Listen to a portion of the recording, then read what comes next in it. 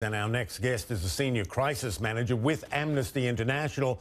Matthew Wells comes to us from CNN New York, and thanks for doing so. The UN Secretary-General's Special Representative on Sexual Violence in Conflict outlined these cases of gang rape, sexual humiliation, sexual slavery. She says she's going to raise it with the International Criminal Court.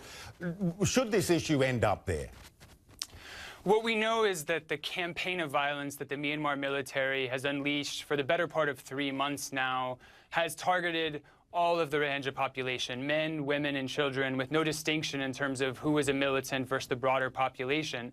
And women in particular, as your great reporting has shown, and we ourselves have reported on, have been targeted for rape and other forms of sexual violence. I spoke with a 15-year-old girl from one village who, after watching her father be executed nearby, was dragged to a house where she and other women were raped. The soldiers then set the house on fire, and she had to bust through the bamboo siding in order to ultimately survive. And this is a story like many others that I heard when I was in Bangladesh. The atrocities that have been committed are really unlike what we've seen in any recent time. And the thing is, we've been hearing about it for a while now. Are you surprised? Are you disgusted that it's been allowed to go on this long in terms of international action or inaction?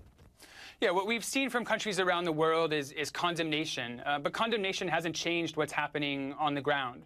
And we need to see countries, and in particular the UN Security Council, to move from condemnation to action. We need to see real consequences on the senior military officials who are orchestrating and carrying out these atrocities against the Rohingya population. In particular, we need to see a comprehensive arms embargo imposed on Myanmar, and we need to see targeted financial sanctions against senior officials who are responsible for these atrocities. Well, we heard the US Secretary of State Rex Tillerson say that he wants an independent investigation. Not sure what he's going to learn that we don't already know. And he's spoken out against broad sanctions against Myanmar.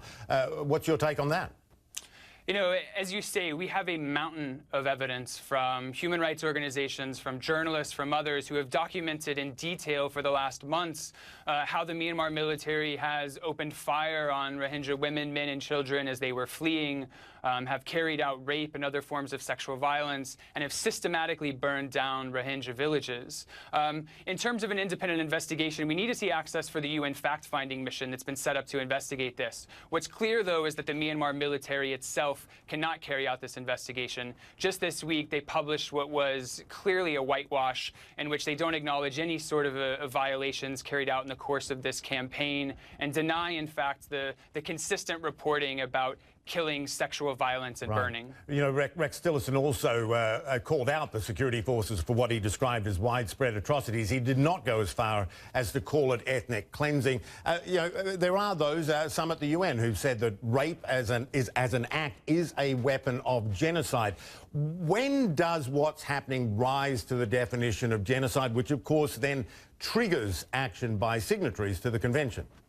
Well, what we know is that it already rises very clearly to the level of crimes against humanity under international law. It also rises very clearly to ethnic cleansing, as what the Myanmar military has been doing for months now is forcibly driving the Rohingya population out of the country and making it as hard as possible for them to ever be able to return. So we've already reached crimes under international law that demand international action, demand action from the UN Security Council, demand action from the countries like the US and other bilateral partners of Myanmar around the world. I have to leave it there. Matthew Wells, thank you so much. Appreciate that with Amnesty International. Thank you. Thank you.